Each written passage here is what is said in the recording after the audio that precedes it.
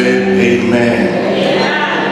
Then Job arose, tore his robe, and shaved his head, and he fell to the ground and worshipped.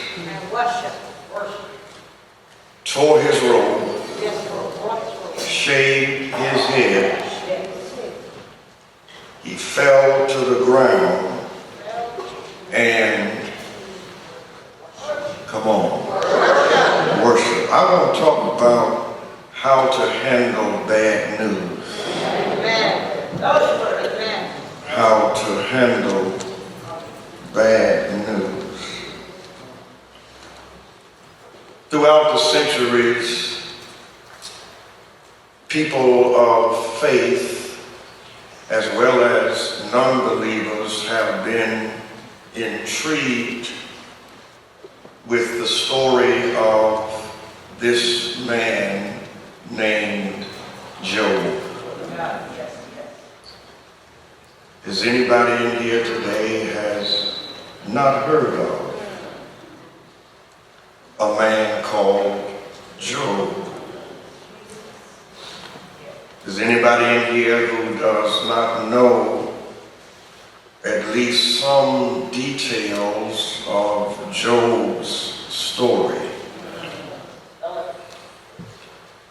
If we know nothing else about Job, we know that the name Job and the word suffering go together. For it is correct to say that the book of Job is about suffering. But it is not only about suffering, it is about the suffering of the righteous. It raises dual questions. First of all, why do the righteous suffer? And the second question is, what is the meaning of our suffering? Yes, that's it. Is our suffering without purpose? Without meaning? Then it raises the question of, why are we righteous? Why? Why are you good? Why am I good or try to be? Why do we try to be good? What is our motive for being good and for doing the right thing? And I have concluded over the years that the reason why we just can't seem to get away from the book of Job, and the reason why we keep coming back to Job, the reason why Job fascinates us and draws us into his orbit is because, in a real sense, we are Job. Anybody in monumental today? We too have felt the sting of suffering and have wondered why. We've suffered through some sickness.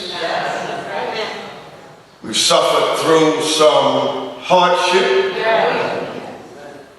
We've suffered through some loss, some grief. And in the words of the hymn writer, we have felt sin's breakers dashing. You don't know that hymn. Trying to conquer my soul. We love Job because we are Job. We have sat where Job sits. You know, in the very beginning of the book of Job, in what we call the prologue, Satan poses this question to God. You know, God and Satan are talking, and Satan says to God, it's true that your boy Job is a good man, and I know that's your boy, but why is he good? And then before God can answer, Satan says, I'm going to tell you why. He's good because you have been good to him. That's the only reason that Job is good. And if you take away his blessings, if you take away his stuff, take away his possessions, he not only will turn on you, he'll curse you to your face. This is what Satan says to God, that this is why Job loves you, because you have blessed him. Take away his blessings and see what kind of man you'll get. That's your boy. We're going to see whether or not he still owns you. And thus begins the story of Job. And you know what happens. Many of you, Job gets word that his oxen and donkeys were raided. And then before he can get himself together, he gets word that his sheep were burned by fire out in the field. Before he can process his sheep, he gets word that his camels were raided. And I'm sure he had to wonder, like we do sometimes, what's next? Have you ever been assaulted by trouble? Talk to me, my nigga. Not just one trouble, but trouble after trouble after trouble, disappointment after disappointment after disappointment, sickness after sickness after sickness, failure after failure after failure. And before you could deal with this bad news, you hear about some more bad news, and bad news just keeps coming, and after everything and anything that could possibly happen to you has happened, then more bad news. Just when you think can't be no more, I done heard the worst. But here it comes again. You know, property on your sprawling ranch is one thing. But now, Brother Job, God's boy, hears the news that while his children were eating and drinking in the oldest brother's house, a strong wind came, and the house where they had gathered fell upon them. All of them are dead. Sheep and oxen are one thing, cattle and camels are one thing, but your children. And with this swirling wind, his 7 sons and 3 daughters gone. How much more can one man take? And of course, when we leave the first chapter, later in the book of Job, we read where his own health failed. And we see Job lying out because his wife put him out the house. He smelled so bad. Put him in the back. And he is lying on an ash heap,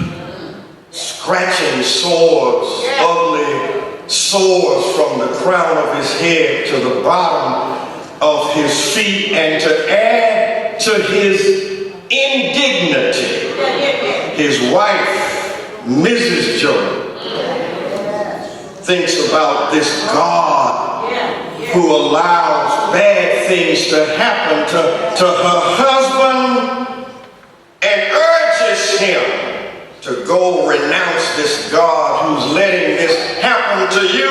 Curse God, she says, and die and be through with it. At least you'll be out of your misery, because you can be so miserable that death becomes a relief and a release. Anybody here today? Come on, I'm trying to get warmed up. I just got here. Come on, help me out. Help me out. And you see, the point is, we do a disservice to the book of Job when we reduce Job to a cliche. And we speak about the patience of Job, and we learned in Sunday school that Job was a patient man, and maybe he was a patient man, but if you think that's all there is to Job, you've got to read the rest of the book.